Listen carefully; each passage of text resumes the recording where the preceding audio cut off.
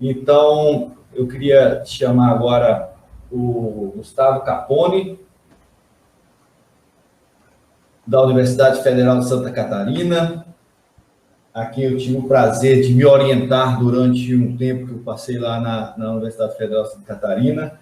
O Gustavo também é dessas pessoas que não precisa muita apresentação, é filósofo, com filosofia da ciência, mais especificamente da filosofia da biologia, uma área que ainda é pequena no Brasil, mas está crescendo, está ganhando muita importância, e os trabalhos do Gustavo e do seu grupo têm ajudado muito nesse crescimento.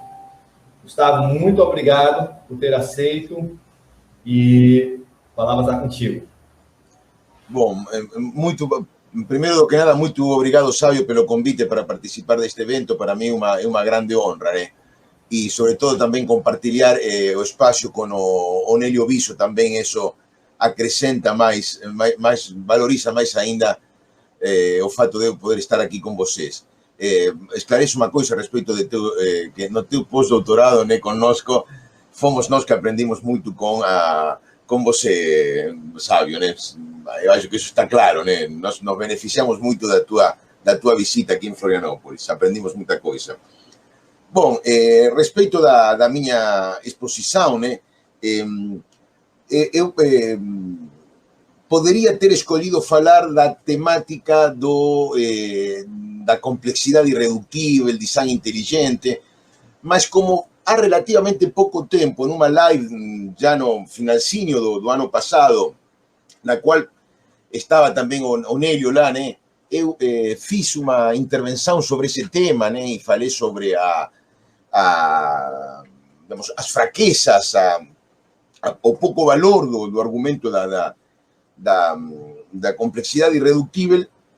Eu escolhi não falar desse assunto. Tem essa live, que era parte do evento Por que Confiar na Ciência, né? A live dessa mesa redonda está online. Também a minha intervenção está num canal pequeno, canal de YouTube que eu tenho com alguns vídeos. Então eu preferi não insistir sobre esse assunto, né? Sobretudo pelo pouco tempo que fazia que eu tinha falado sobre isso, com o qual então ia ter com certeza pouco a acrescentar de novo, né? Então eu escolhi outra temática que também eu acho muito relacionada com atitudes negacionistas com relação à teoria evolutiva, que hoje, infelizmente, né,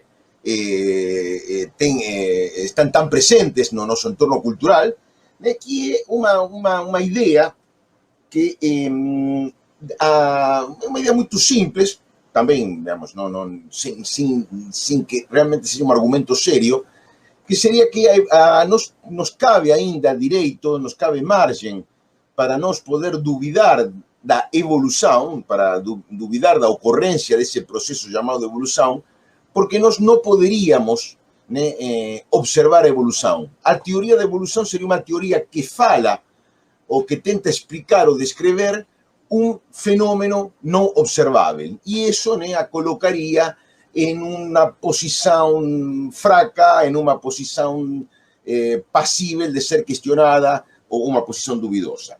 E eu vou tentar mostrar, né, a fraqueza desse argumento, ou a improcedência dessa objeção, essa suposta objeção à teoria da evolução, utilizando uma analogia conhecida, né, me valendo uma analogia conhecida, mas muito significativa, que é a analogia entre processos geológicos, né, e processos evolutivos. E nessa analogia, no contexto dessa analogia, que eu vou falar da observabilidade dos processos evolutivos. E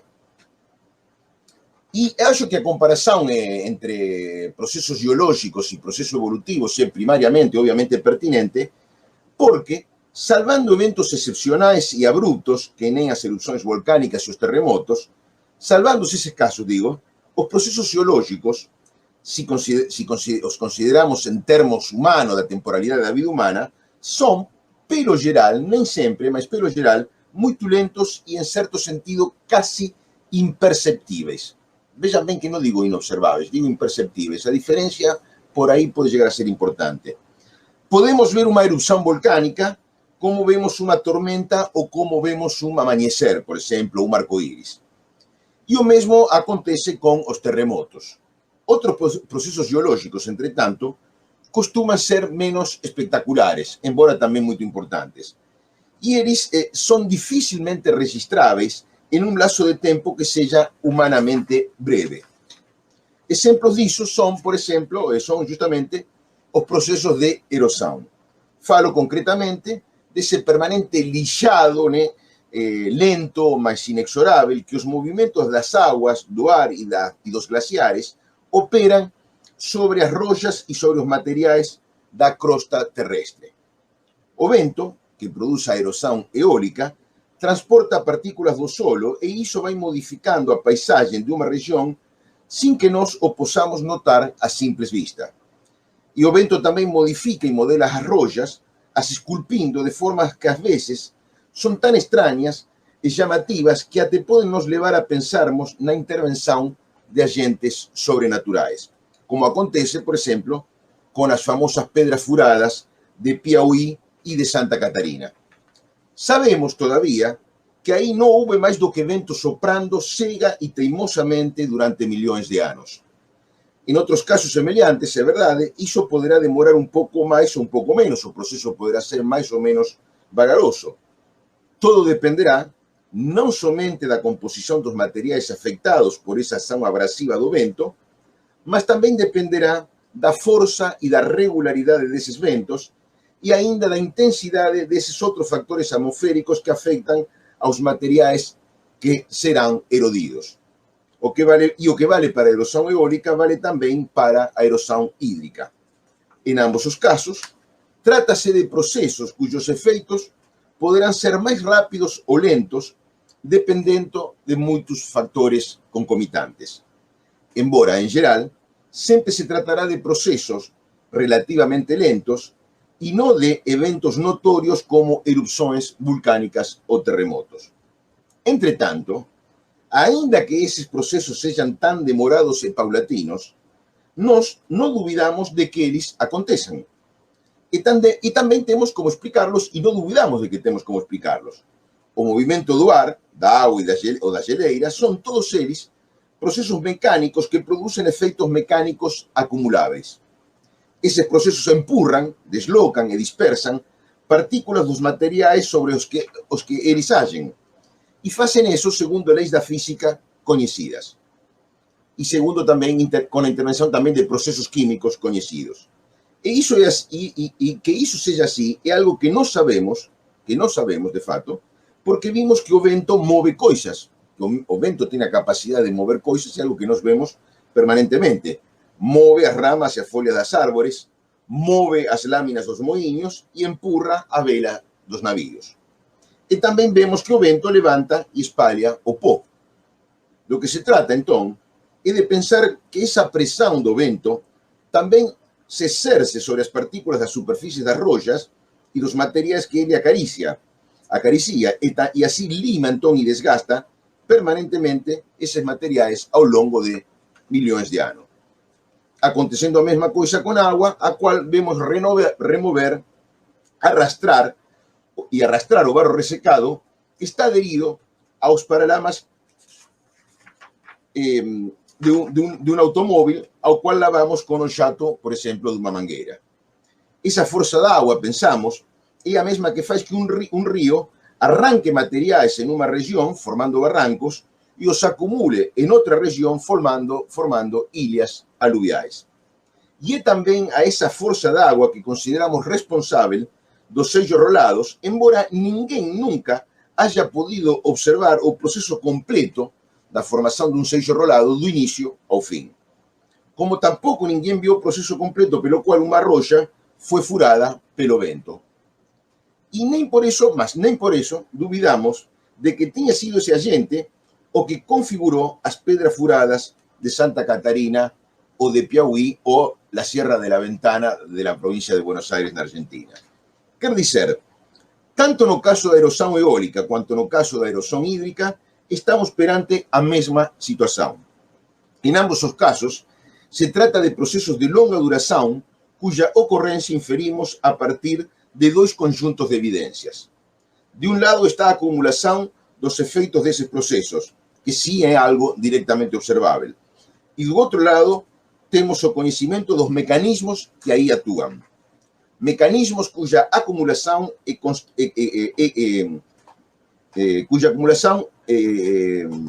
cuja ação acumulada e permanente, constante, nós extrapolamos em um grande lapso de tempo, né? Projetamos como algo que se acontece em um lapso de tempo longo e em escala maior, e em escala, claro, né? Não somente como um fenômeno local, sino um fenômeno mais geral, para assim explicar a ocorrência desses processos e também os resultados que daí derivam.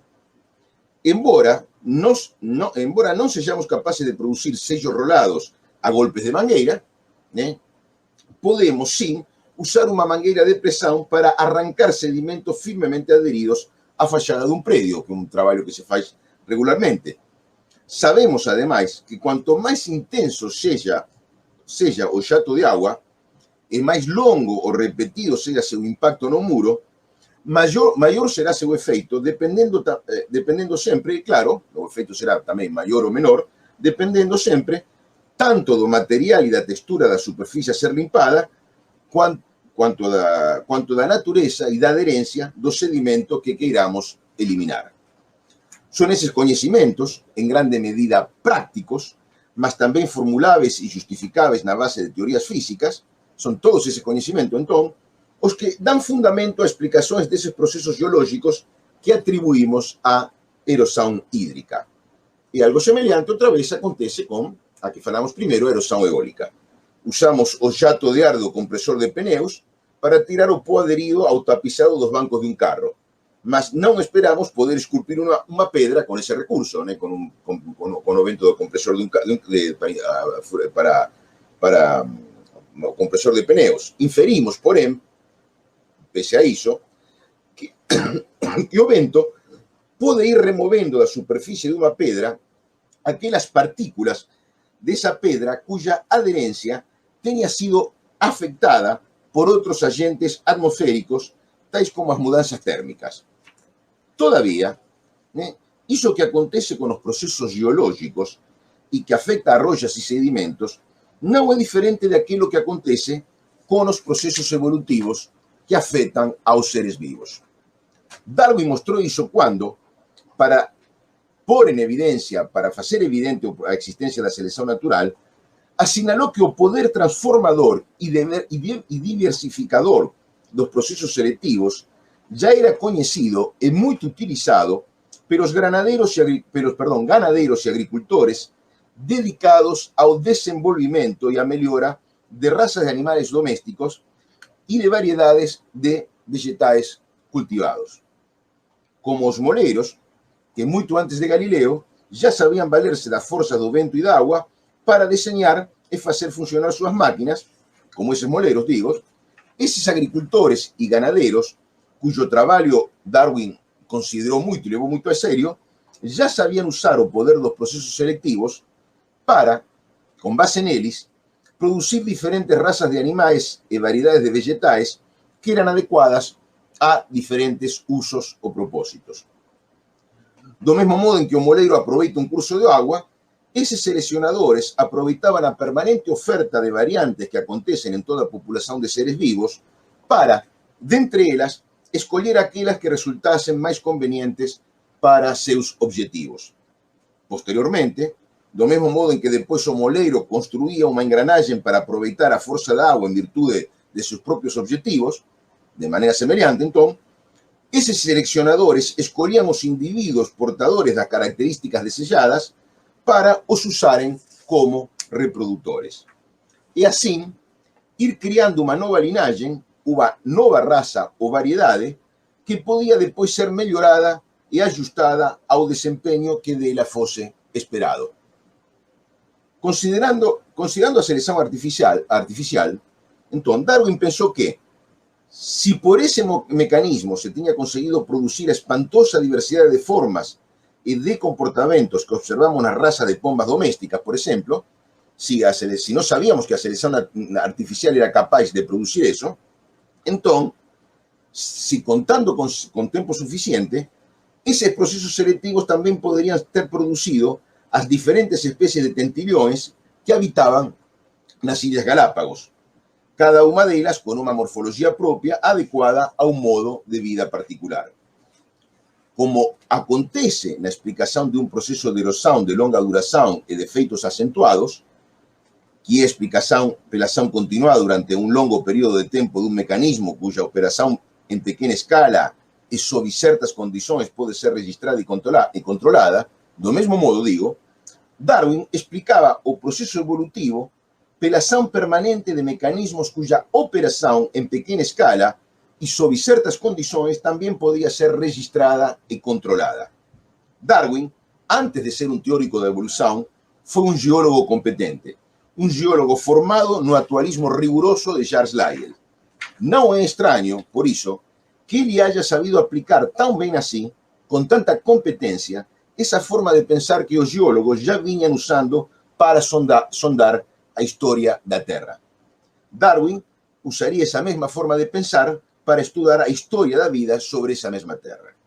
Un proceso geológico de grande escala, como a erosão eólica que durante millones de años contribuyó a moldar una paisaje entera, y o acumulado de ese proceso, digo, o acumulado de pequeños procesos erosivos cuyos efeitos nos, en algunos casos, podemos llegar a registrar y a controlar. E un grande proceso evolutivo, como a diversificación y adaptación dos tentillones en Galápagos, é uma somatória de pequenos processos evolutivos cujos efeitos nós, em alguns casos, podemos chegar a registrar e a controlar. Por isso, a objeção de que a evolução não pode ser observada, a essa objeção só cabe responder que ela não é nem mais nem menos observável do que os processos geológicos. Ninguém assistiu ao processo de erosão que furou a Pedra de Piauí. Mas registramos y controlamos procesos erosivos pequeños y breves que son semelhantes àqueles cuya acumulación a lo longo das eras geológicas pudieron gerar esa configuración de una rocha.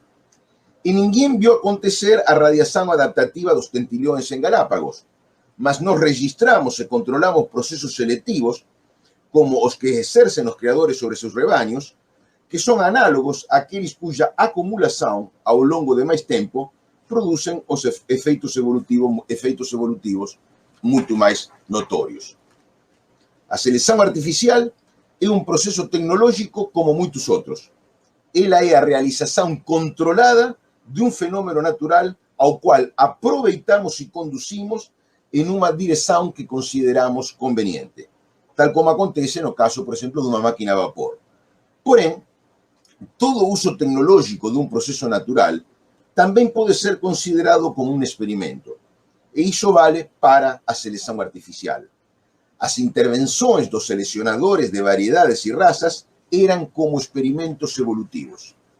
E foi por eso que Darwin dio a seleção artificial un lugar tan importante no argumento que ele apresentou en Sobre a Origem das Especies. A referencia a seleção artificial mostraba que a seleção natural era un mecanismo cuya operación podía ser intervinda y controlada experimentalmente. Las presiones selectivas mostrábanse así como fuerzas que, como acontece con el empuxo explicado pelo principio de Arquímedes o con la propia fuerza gravitacional, pueden ser producidas y manipuladas experimentalmente. Y aquí vale esclarecer un contraste entre la teoría de la selección natural y la autoproclamada teoría do design inteligente. Es obvio que no tenía sentido pensar en una intervención experimental que modificase o supuesto accionar de ese putativo deseñista inteligente. Y eso no tiene nada de extraño. Ninguém podría pensar en manipular experimentalmente a Deus. Eso se aproxima casi da heresía, digamos, escandaloso pensarse en manipular experimentalmente a Deus. Y es por eso que Deus não é o nome de nenhuma variável que possa invocar-se em uma explicação científica. Não cabe apelar a Deus como explicação científica porque ele não tem condição, por definição, de ser uma variável que possa ser utilizada em uma explicação científica, porque as variáveis que podem ser utilizadas em uma explicação científica têm que ser, pelo menos sobre certas circunstâncias, em certa medida, mesmo que de forma restringida, manipuláveis. E por isso que a gente pode dizer que, enquanto que a teoria da evolução é uma teoria científica, a teoria do design inteligente não é uma teoria científica, porque apela a variáveis que não cabem em uma teoria científica. Ela é uma tese teológica e falar de experimentos, por exemplo, sobre design inteligente seria quase uma piada. Mas a seleção artificial, o sublinho, não foi o único tipo de experimento evolutivo que haya sido realizado. Já no contexto da nova síntese, nos últimos anos da década de 1930, surgiu a genética experimental de populações associada a um nome citado por Douglas Futuyma, que é o Theodosius dos Santos, que aliás vinculado particularmente a Brasil. E aplicando os modelos matemáticos da genética teórica de populações às populações experimentais de mosca do gênero Drosophila, os pesquisadores que trabalhavam na genética experimental de populações foram desenvolvendo múltiplos e variados experimentos. Experimentos que eram efetuados sobre processos evolutivos que cabía producir y controlar en esas populaciones que permanecían confinadas en caixas de vidrios conocidas como jaulas o gaiolas de populaciones. A rapidez con que esas moscas se reproducen y su tamaño manejable permite que, con ellas, se realicen experimentos evolutivos que no cabe realizar, por ejemplo, con populaciones de elefantes. Los procesos evolutivos son procesos que acontecen en secuencias de varias gerações. E cuanto más rápida es esa secuencia, más fácil es observar esos procesos. Por eso, las populaciones de bacterias y de virus también pueden ser un buen campo para el desenvolvimiento de experimentos evolutivos. Y los procesos que acontecen en esas populaciones, como también acontece con aquellos que ocurren en las populaciones experimentales de moscas, seguirán las mismas pautas gerais que los procesos que acontecen en las poblaciones de cualquier especie, inclusive en las populaciones de elefantes o de hipopótamos. Se quererá objetar, muy posiblemente, que una cosa es registrar modificaciones en detalles morfológicos de mosca y otra cosa es observar procesos evolutivos como aquel que llevó al surgimiento del caballo moderno o como aquel que llevó al surgimiento de Homo sapiens. Porém, por las mismas razones, también se puede decir que una cosa es observar o vento arrancando partículas fracamente adheridas de una rocha y otra cosa totalmente diferente sería ver a formación da Pedra Furada de Santa Catarina. Entre tanto, que nós no vejamos esos procesos de longa duración no significa que nós no posamos inferir su ocurrencia y explicar su desenvolvimiento tendo como base procesos que nós, sim, de fato, podemos observar. Por isso, e já indo muito além dos limites dos estudos da genética experimental de populações, os estudos experimentais que hoje costumam englobar-se sobre o rótulo Experimental Evolution, esses estudos se transformaram em uma parte muito importante da biologia evolutiva. Incluso é interessante o artigo de Douglas Futuyma y Albert Bennett, que se llama The Importance of Experimental Studies in Evolutionary Biology, que está publicado en el libro de 2009, Experimental Evolution, de Garland y Rose, que explica bien justamente el valor y el significado de esta Experimental Evolution para la biología evolutiva. Y cuando se analiza el desenvolvimiento y los resultados de esos experimentos, nada parece más pueril lo que decir que los procesos evolutivos no se pueden observar. Eso se muestra entonces como un típico engano epistemológico de quien fala de una ciencia sin tener realmente un mínimo conocimiento de esa disciplina científica y de cómo ella es producida. Y acredito relevante a señalar, además, que entre esos fenómenos observados y controlados experimentalmente, también se encuentran los procesos de especiación, que son los procesos de formación de nuevas especies. Os procesos pelos quais, a partir de uma população separada das demais que compõem sua espécie, começa a se constituir uma espécie nova. Frequentemente, embora nem sempre seja assim, essa separação entre populações se inicia com um processo de isolamento geográfico. Uma dessas populações fica do outro lado de uma barreira geográfica que a isola das outras, limitando o fluxo genético entre essa população isolada e as demais da sua espécie. Sendo essa barreira ao intercâmbio genético dessa população com as demais, sendo isso, digo, o que facilita que nessa população surjam e se difundam características morfológicas, fisiológicas e até comportamentais que terminam levantando uma barreira biológica que impediria cruzamentos com outras populações, mesmo que o isolamento geográfico revertesse. O isolamento reprodutivo causado por factores biológicos se pode decir chancela o que antes era só um isolamento geográfico e é isso o que gera, né, o processo de especiação. Assim, dado que esse isolamento geográfico é muito fácil de produzir em populações experimentais, pense em uma lâmina de vidro que parta ao meio, que divide ao meio uma gaiola de populações, considerando isso, digo, essas populações experimentais foram muito úteis para produzir especiação em laboratório. É sempre bom lembrar que, em boa lógica evolucionista, o isolamento reprodutivo, a especiação, é a condição de possibilidade e não o resultado de uma clara diferenciação morfológica entre linhagens. Isto é uma coisa que às vezes a representação vulgar da evolução não chega a compreender. Não é que abruptamente surja uma forma muito diferente e que por mor dessa diferenciação fica separada essa forma diferente da espécie original. O que acontece, pelo geral, sobretudo no caso de animais, é outra coisa. Duas linhagens se separam por diferentes causas e depois, como resultado dessa separação, vai acontecendo a progressiva e gradual diferenciação morfológica entre essas linhagens. Uma diferença que pode chegar a ser maior ou menor, embora inicialmente seja normalmente muito pequena, né, acaba sendo, né, se vai então ampliando. Então, a diferenciação morfológica surge da separação das linhagens e não ao contrário. E claro, de todo modo, que não dá para ver um processo evolutivo como aquele envolvido no surgimento de Homo sapiens a partir de Homo erectus. Outra vez, não se trata de negar isso. Mas sim é possível observar e controlar os processos que deveram mediar para essa transformação. Ou seja, a passagem de Homo erectus para Homo sapiens, ou a radiação de Homo erectus em Homo sapiens e Homo de Neandertal e também Homem de Flores, né, supõe certos mecanismos ou processos particulares sobre os quais sim nós podemos agir experimentalmente e que nós, dentro de certa margem, também podemos observar.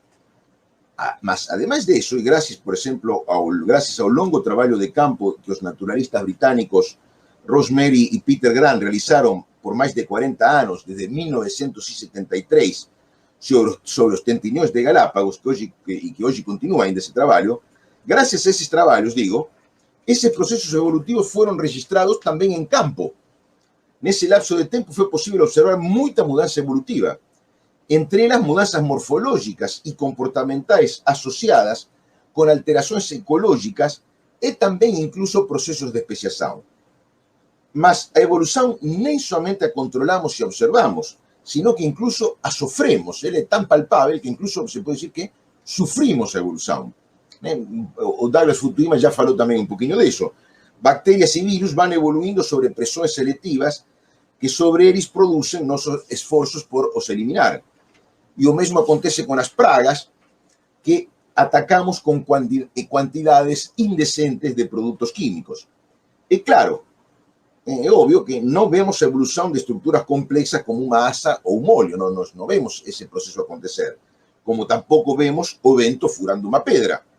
Deveríamos, então, desistir de explicar esses fenômenos apelando para a erosão eólica, preferindo, então, em lugar dela, a hipótesis, por exemplo, em lugar para explicar a pedra furada de Santa Catarina, em lugar de apelar para a erosão eólica, que, em certa forma, nós podemos controlar, apelar, então, para um exercício de tiro com raio láser feito por uma nave extraterrestre. Seria mais razoável apelar para essa hipótese do que para a acumulação de fenômenos que nós controlamos e conhecemos. Se trata, obviamente, de uma pergunta retórica. Não é isso mais razoável. Né? Não há nenhuma razão para pensar que isso possa ser mais razoável, e o mesmo vale para o caso dos processos evolutivos. Né? Sobre todo porque conhecemos, em ambos casos, processos corriqueiros que explican muito bem esses fenômenos. E isso, né, é algo importante com o qual vou a terminar. Né? Se um fenômeno, por notável ou sorprendente que seja, pode ser explicado a partir de processos corriqueiros, controláveis, conhecidos, essa explicação deve ser preferida a qualquer explicação que apele para algo extraordinário, sobrenatural ou que escape de alguma forma a nosso conhecimento. Por exemplo, se andando numa noite num cemitério, não sei por que estaríamos aí, mas suponhamos que temos que atravessar um cemitério numa noite, nós escutamos entre as tumbas sussurros e suspiros, o mais inteligente é pensar que aí há amantes furtivos e não fantasmas. Né? E o mesmo vale para as questões da evolução e da geologia. É isso, né? Obrigado.